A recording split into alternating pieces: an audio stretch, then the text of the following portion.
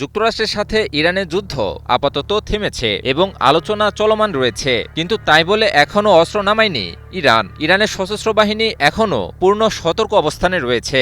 Iran স্পষ্ট করে জানিয়েছে, শত্রুপক্ষ বিন্দুমাত্র ভুল করলে তার জবাব হবে কঠোর, অনুশোচনামূলক এবং স্মরণীয়।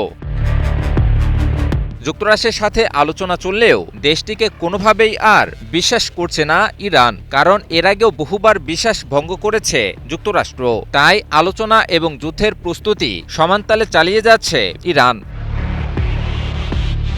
ইরানের তত্ত্বাবধায়ক প্রতিরক্ষামন্ত্রী ব্রিগেডিয়ার জেনারেল মজিদ ইবনুল রেজা পাকিস্তানের প্রতিরক্ষামন্ত্রী খাজা আসিফের সঙ্গে এক ফোনালাপে যুক্তরাষ্ট্রের উদ্দেশ্যে হুঁশিয়ারি বাক্য উচ্চারণ করেন। ফোনালাপে ইবনুল রেজা বলেন, যুক্তরাষ্ট্রের সঙ্গে সমঝোতা স্মারক স্বাক্ষরিত হলেও ইরানের সশস্ত্র বাহিনী তাদের সতর্ক অবস্থান থেকে এক চুলও সরে আসেনি।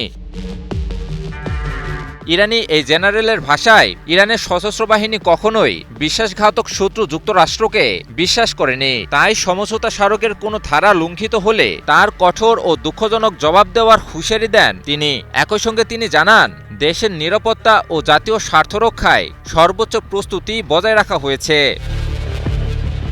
পাকিস্তান ও কাতারের মধ্যস্থতায় হওয়া সাম্প্রতিক সমঝোতা স্মারকের মাধ্যমে লেবানন সহ বিভিন্ন ফ্রন্টে সামরিক অভিযান বন্ধ, যুক্তরাষ্ট্রের নৌ অবরোধ প্রত্যাহার এবং হুরমুজ প্রণালী পুনরায় চালুর বিষয়ে সমঝোতা হয়। তবে সেই চুক্তি বাস্তবায়ন নিয়ে এখনও নানা অনিশ্চয়তা রয়ে গেছে।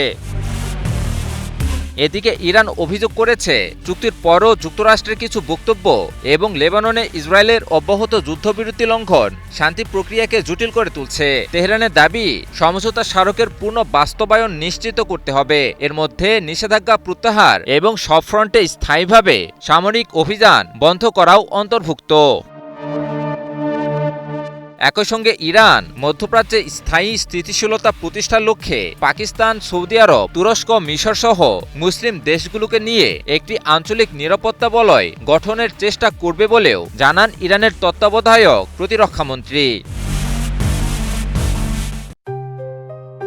JBS holdings limited. সব মিলিয়ে তেহরানের বার্তা স্পষ্ট, কূটনৈতিক সমাধানের পথ খোলা থাকলেও প্রতিরক্ষা প্রস্তুতিতে কোনো ছাড় নেই। আর কোনো পক্ষ যদি চুক্তি ভঙ্গ করে কিংবা নতুন করে উত্তেজনা সৃষ্টি করে, তাহলে তার জবাব দিতে প্রস্তুত রয়েছে ইরানের সশস্ত্র বাহিনী। ইমন আলী, নিউজ 24।